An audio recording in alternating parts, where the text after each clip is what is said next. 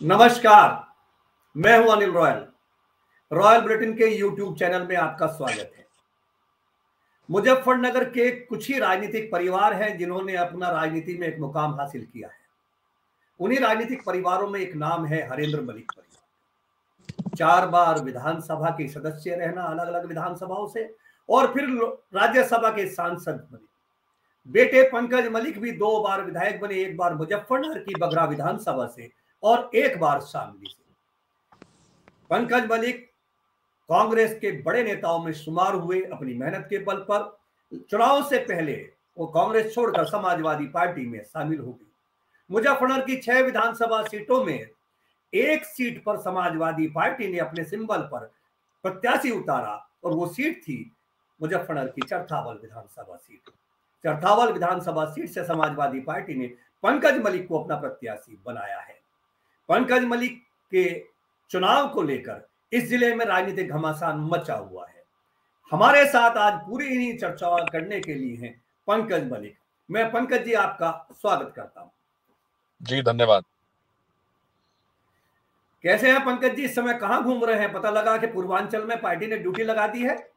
जी election में ही लगे हुए हैं गोरखपुर की साइड से। क्या स्थिति है गोरखपुर साइड में, बनारस साइड में? अच्छा है, पहले से 2017 के मुकाबले काफी बेहतर है।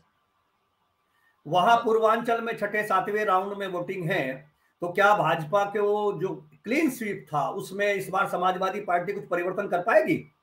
जी बिल्कुल, जिस तरह से जनता आज अखिलेश जी को सुनने के लिए आ रही है और भारतीय जनता पार्टी की खराब नीतियों के खिलाफ जो मन बनाया है, उससे लगता है कि इस बार बड़ा जवाब मिलेगा, करारा जवाब मिलेगा। और हालात बदले हुए नजर आ रहे हैं पिछले के मुकाबले। पिछले के मुकाबले बदले हुए, कुछ सुधरे हुए आ रहे हैं। चूंकि 300 एनडीए की 325 सीट थी, 312 भाजपा की थी। कितने सुधरे होंगे कि वो 225 पर आके रुक जाएंगे या 225 से नीचे जाएंगे? सरकार बदलने की स्थिति लगती है। वोट पोल करने से पहले ऐसा लगता है कि लोग स्वीकार कर रहे हैं नेतृत्व आदरणीय अखिलेश जी का और चाहते हैं कि मुख्यमंत्री अखिलेश जी बने। ऐसा महसूस हो रहा है। आपको लग रहा है घूमकर क्षेत्र में? जी बिल्कुल। चलिए, आपके पिता 4 बार विधायक रहे हैं, एक बार सांसद रहे हैं, इस जिले के प्रबुद्ध नेताओं में शामिल हैं। आपको भी 2 बार विधानसभा में जाने का अवसर मिला है। पिताजी की राजनीति में और अपनी राजनीति में क्या परिवर्तन मानते हैं? क्या कारण है कि वो जो चीज अच्छी लगी हो उनकी राजनीति की, कुछ ऐसी नई पीढ़ी के आप राजनेता हैं, क्या परिवर्तन उनकी राजनीति में आपको वर्तमान में लगता है? देखिए, पहला परिवर्तन तो समय का है। वो समय कुछ और था, आज समय कुछ और है। और हमारे पिताजी ने, जो मेरे बड़ों ने उन्हें संस्कार दिए थे, उसके आधार पर काम किया। यहाँ के जिम्मेदार लोगों ने जो सिखाया था, जनता के बीच में रहकर का काम किया, और उन्हीं के पद चिन्हों पे चलने का प्रयास मैं कर रहा हूँ। जो संस्कार मुझे दिए गए हैं उसके आधार पर काम कर रहा हूँ। जनता के बीच में रहकर के काम करने का प्रयास करता हूँ, चाहे कोई भी परिस्थिति रही हो। मुजफ्फरनगर की 6 विधानसभा सीटें हैं। भारतीय जनता पार्टी का आकलन है कि उनमें से 1, 2, 3 अलग अलग लोग अलग अलग आकलन लेते हैं। उनमें सबसे ज्यादा उम्मीद जिन 2, 3 सीटों पर है, उनमें आपकी सीट की चर्चा है। तो हम जी सीधे सीधे आपकी सीट की चर्चा करें, क्योंकि आप भी चुनाव प्रचार में व्यस्त हैं। अभी जी इस समय रात के 1:37 हो गए, इस समय भी आप चुनाव प्रचार में लगे हुए हैं, जनसंपर्क जी में लगे हुए हैं। तो निश्चित रूप से मेहनत का समय, आप लोगों का साथ ज्यादा समय इस समय नहीं खराब करना चाहिए। जी भारतीय जनता पार्टी में सुनने को मिलता था कि अपने कार्यकर्ताओं को चुनाव के बाद अगले चरणों में लगाते। समाजवादी पार्टी में इस तरह का पहली बार देखने को मिला है कि पश्चिम के कार्यकर्ता पूर्वांचल में जाके जनसंपर्क कर रहे हैं मुख्यमंत्री जी के क्षेत्र में। निश्चित रूप जी से एक परिवर्तन तो है। जी आपके विधानसभा की चर्चा करें तो चरथावल विधानसभा में 3,30,178 मतदाता है, जी जिसमें जिन्होंने इस बार जो मतदान किया है उसमें आपके हिस्से में क्या आएगा, क्या नहीं आएगा? कितने प्रतिशत मतदान मतदान हुआ है? कितने प्रतिशत ल- हुआ है मतदान आपकी जगह? लगभग 2,21,000 वोट का लगभग पड़े हैं। जी। तो मेरी जहां सोच है कि इस बार टोटल के से ज्यादा हम लोगों को मिलेगा। जिस तरह का माहौल है, किसान, नौजवान, महिला, पुरुष, सब लोग बदलाव चाहते थे। तो जो चुनाव प्रचार में देखने को मिला, उसमें यही लग रहा था कि सबका आशीर्वाद, प्यार और सहयोग हमें मिल रहा है। उम्मीद है कि अच्छा वोट हम लोगों को मिलेगा, यहाँ गठबंधन को मिलेगा। पिछली बार इस सीट पर विजय कश्यप जी निर्वाचित हुए थे, उत्तर प्रदेश सरकार के मंत्री थे, निहायत सज्जन व्यक्ति थे और राजनीति में बेदाग राजनीति उन्होंने की है। दुखद मृत्यु के बाद उनकी पत्नी सपना जी आपके सामने चुनाव लड़ रही है। पिछली बार विजय कश्यप जी को 82,046 वोट मिले थे, जबकि समाजवादी पार्टी से मुकेश चौधरी जी चुनाव लड़ रहे थे जिन्हें 58,815 वोट मिली थी। इतना बड़ा अंतर था, कैसे कवर कर पाएंगे 23,231 वोट का अंतर? देखिए, मैं आपको एक तो चरथावल ब्लॉक की बात बताता हूँ, फिर बघरा ब्लॉक की। बड़े गांव ऐसे हैं चरथावल ब्लॉक में जहां वन साइड वोट पिछली बार पड़ा था। आज अगर मैं एक नदी पार एक एरिया बोला जाता है जो जहां भाजपा मजबूत रहती थी चरथावल में, वहां टोटल वोट का लगभग 600 कुछ वोट पिछली बार से बढ़ा है। और नदी पार से जो उधर का है, जहां पिछली बार समाजवादी को वोट ज्यादा मिला था, जहां पिछली बार राष्ट्रीय लोकदल के कैंडिडेट को वोट मिला था, जहां बसपा के व्यक्ति को वोट मिला था कैंडिडेट को, वहां लगभग 2 ही गांव में 2000 के लगभग वोट बढ़ा है। यानी एवरेज ज्यादा है। साफ नजर आता है कि जहां जिस तरह का रुझान था, वहां जहां भाजपा का रुझान था वहां वोट कम हुआ है, और जहां रुझान गठबंधन या भाजपा के विरोधी लोगों का था वहां ज्यादा हुआ है। आज परिस्थितियां हैं कि इस बार वोट बटा नहीं है, क्योंकि सीधा सीधा चुनाव भारतीय जनता पार्टी की खराब नीतियों के खिलाफ था। आप बघरा ब्लॉक पे आए। बघरा ब्लॉक में हमारे क्षेत्र के जो सरकार में बैठे हुए नेता हैं, सम्मानित मंत्री जी हैं, आप उन्हीं के बेल्ट देख लीजिए। पिछली बार में और इस बार में आपका अभिप्राय डॉक्टर संजीव बालियान से है? जी जी जी, मैं भारतीय जनता पार्टी के केंद्रीय मंत्री जी के संदर्भ में आपसे कहना चाहता हूँ। वो क्षेत्र में एक आंकड़ों की बात आपको बता रहा हूँ कि वहां पहले माना जाता था कि भारतीय जनता पार्टी से प्रभावित क्षेत्र है, वहां ज्यादा वोट मानी जाती थी। इस बार वहां उन्हीं का गांव अगर देख लीजिए तो वोट पहले से पोल कम हुआ है इस बार मंत्री जी के गांव में। जी बिल्कुल, पिछली बार से इस बार पोल कम हुआ है वहां। लगभग दोनों गांव में पिछली बार मेरे याद है बहुत अच्छे से, इस बार हुआ है 51.25% के आसपास 2022 में। एक बूथ पे हुआ 54.03। पिछली बार इससे ज्यादा था। जी हाँ, पिछली बार और से ज्यादा तो में इनका हिस्सा ज्यादा था। हाँ, बिल्कुल सही, आपकी बात तो सही है कि इस बार एक बूथ पर 532 वोट पड़े हैं और भाजपा को पिछली बार 515 मिली थी, समाजवादी पार्टी को 113 मिली थी, दूसरे पर 476 पड़ी है और भाजपा को 454 पिछली बार मिली थी, 121 सपा को थी। क्या कारण है इस गांव में मंत्री जी के वोट कम पड़ी है या उस गांव में मतदान कम रहा है, कारण क्या है? और इन वोटों जो वोट पड़ी है इनमें आपका बंटवारा है?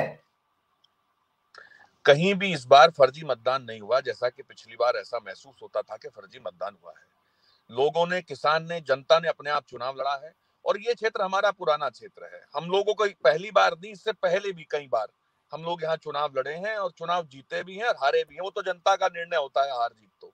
लेकिन हम लोगों ने हर जाति, हर धर्म, हर वर्ग की वोटों को लिया है, क्योंकि हम सबके बीच में रहते हैं। हम सिर्फ हिंदू और मुसलमान के नाम पे चुनाव नहीं लड़ते, हम जनता के बीच में रह करके चुनाव लड़ते हैं। और यही कारण है कि पूरी विधानसभा की हर पॉकेट से, हर वर्ग के लोगों के का सहयोग और समर्थन, वोट हमें मिलेगा जब 10 तारीख में गिनती होगी। 23,231 का जो गैप था वो कैसे कंप्लीट कर पाएंगे? किस किस की वोट जुड़ेंगी इस बार? मैंने बताया ना कि हम सिर्फ जात और धर्म के नाम पे नहीं, व्यक्तित्व, सेवा, लोगों के बीच में उपस्थिति और मुद्दों की बात करना। हम सिर्फ जाति और धर्म की बात नहीं करते, हम लोगों के बीच में रह करके। सत्ता किसी की भी रही हो, हर व्यक्ति की अलग जरूरतें होती हैं। मेरे पिताजी ने और मैंने, चाहे हम शामली में राजनीति की हो, चाहे मुजफ्फरनगर के चरथावल, बघरा में कहीं भी राजनीति की हो, हम जहां भी कहीं कोई दिक्कत और समस्या रही तो लोगों के बीच में पहुंचते। मुझे पूरी पूरी उम्मीद है जो समर्थन और प्यार लोगों का मिला है, हर जाति, हर धर्म, हर वर्ग के लोगों का, कहीं ना कहीं वो लोग ऐसा महसूस करते थे कि हमें पंकज की मदद करनी चाहिए। पंकज हमारे बीच का है, हरेंद्र मलिक ने सेवा की है। समाजवादी पार्टी और राष्ट्रीय लोकदल के दोनों नेता कहीं ना कहीं जनता की पसंद इस बार थे। इसीलिए ये सारा अंतर, बल्कि अंतर पूरा नहीं करेंगे, जितना अंतर था उससे ज्यादा की लीड देंगे, ऐसा जनता का मूड है। संजीव बालियान जी ने इस चुनाव को बिल्कुल अपने चुनाव की तरह लड़ा है। उनके भाई विवेक जी गांव गांव लगातार सक्रिय रहे हैं, संजीव जी भी रहे हैं, उनके पिताजी भी सक्रिय रहे हैं। निश्चित रूप से लास्ट के दिन बरवाला में उन्होंने एक बहुत बड़ा रोड शो किया था, बरवाला में उनको जबरदस्त समर्थन मिलता रहा है। ऐसे भी बहुत सारे क्षेत्र हैं जहां संजीव बालियान का व्यक्तिगत प्रभाव बहुत अच्छा माना जाता है उन सब में आप कितने लोगों को वापस ले पाए होंगे अपनी तरफ? देखिए, उन्होंने प्रचार किया है, भारतीय जनता पार्टी के नेता है, सबको अपनी पार्टी के लिए प्रचार करना चाहिए, जो उनकी सोच है वो सामने रखनी चाहिए। मैं इस क्षेत्र में पैदा हुआ हूँ, राजनीति में भी, और मेरा जन्म भी यही हुआ है। हमारा हर परिवार से यहाँ व्यक्तिगत नाता है, हम लोगों ने काम किया है, इन्हीं के बीच में खेले हैं, बड़े हैं, पढ़े हैं, बड़े हुए हैं, तो मुझे नहीं लगता कि हमें कहीं कोई दिक्कत होगी। हर क्षेत्र के हर कोने में, हर जाति, हर वर्ग, हर धर्म के लोगों का आशीर्वाद मुझे मिला है, और ये संबंधों के आधार पे, काम के नाम पे हम लोगों को वोट देंगे। संजीव बालियान जी से पहले इस क्षेत्र की सेवा की है मैंने और मेरे पिताजी ने, लोग भूले नहीं है।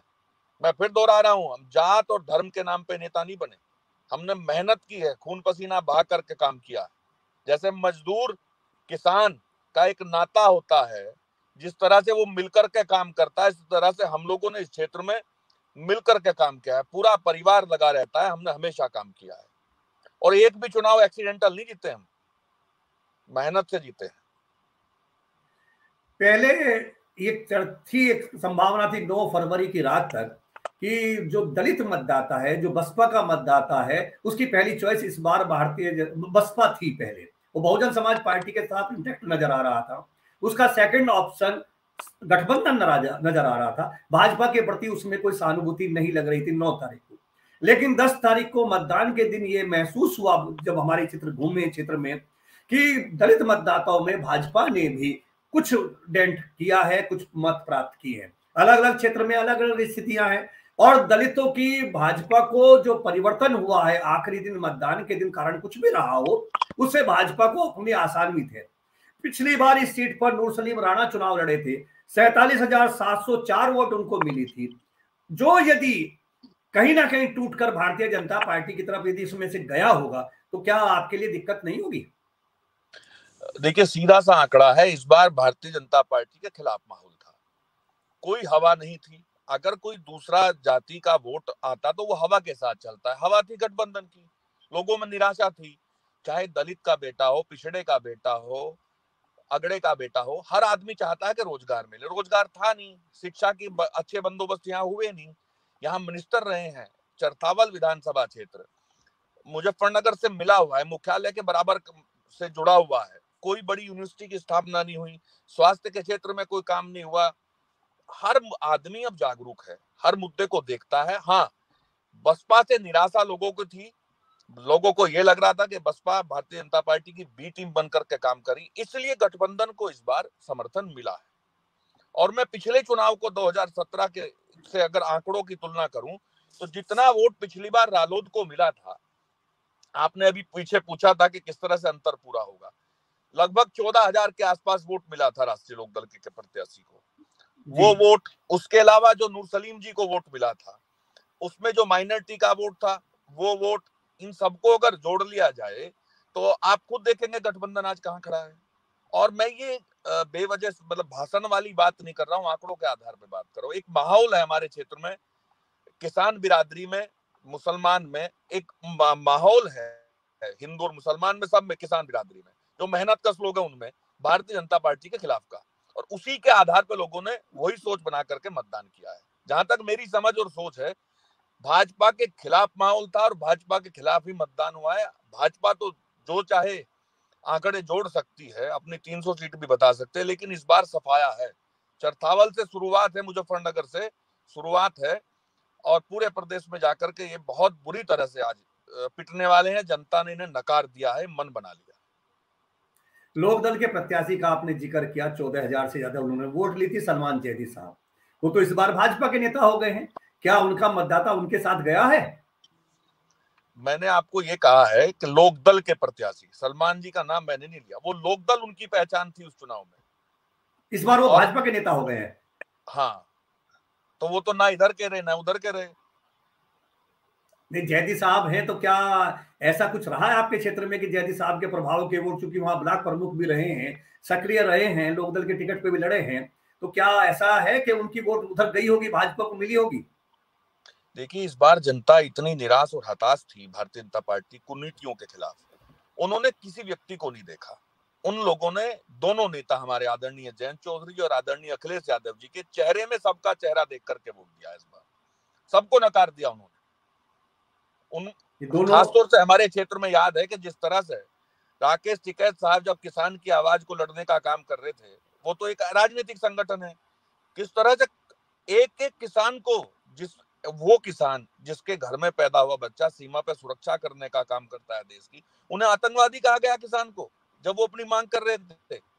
अपनी आवाज उठाने का अधिकार तो सबको है लोकतंत्र में। तो ये सब बातें लोग भूले नहीं है।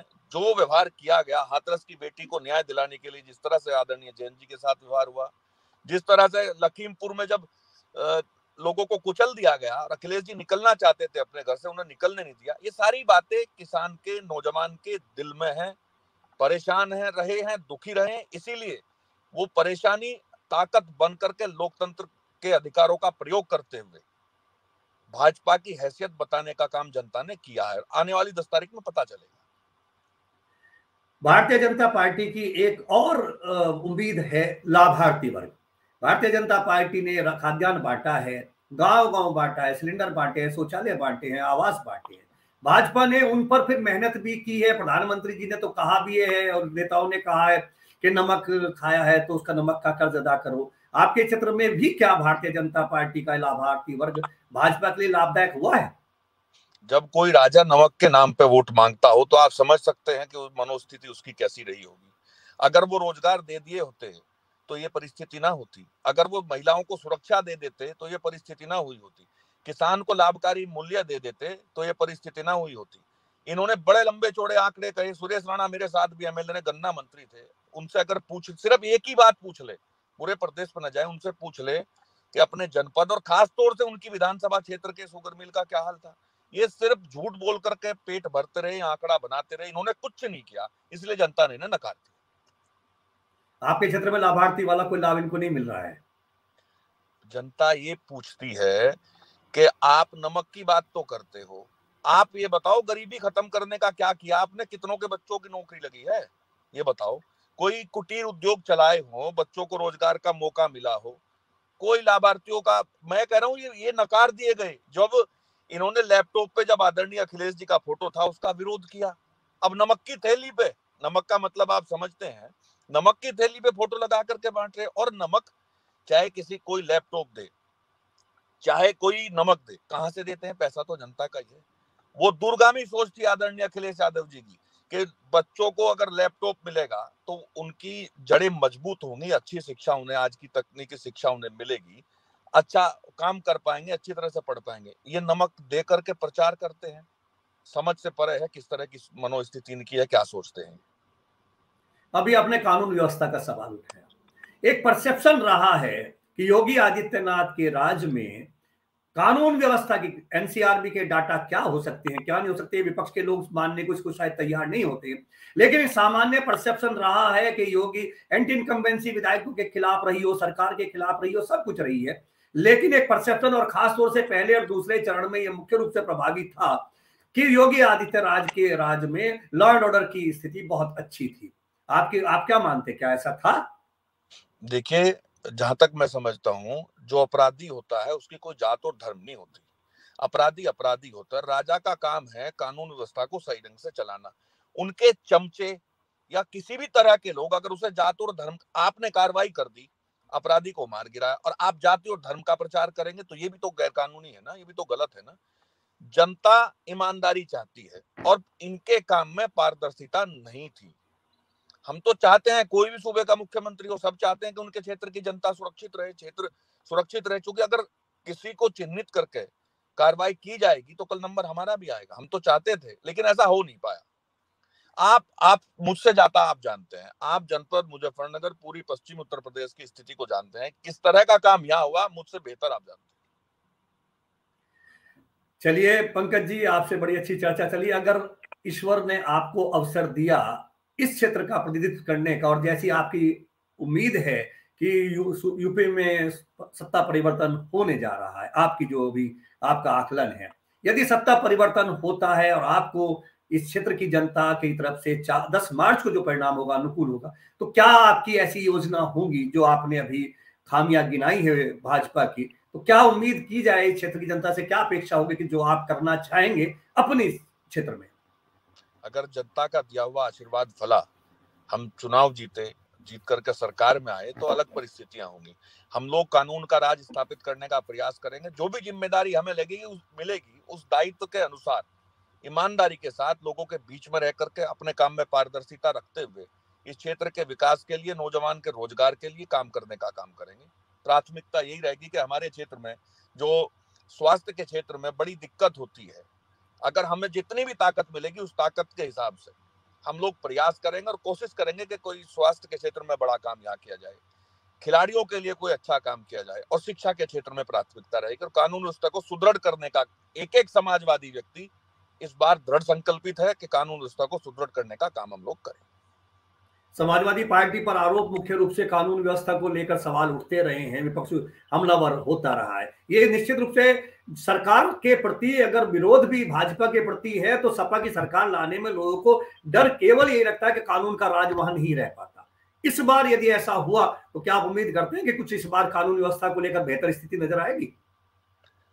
कानून व्यवस्था की स्थिति बेहतर होगी। आदरणीय अखिलेश जी का बिल्कुल साफ कहना है कि उनके हर काम में पारदर्शिता होगी और प्राथमिकता उत्तर प्रदेश के नागरिक की होगी, तो कानून व्यवस्था सुदृढ़ रहेगी, पक्का रहेगी इस बार।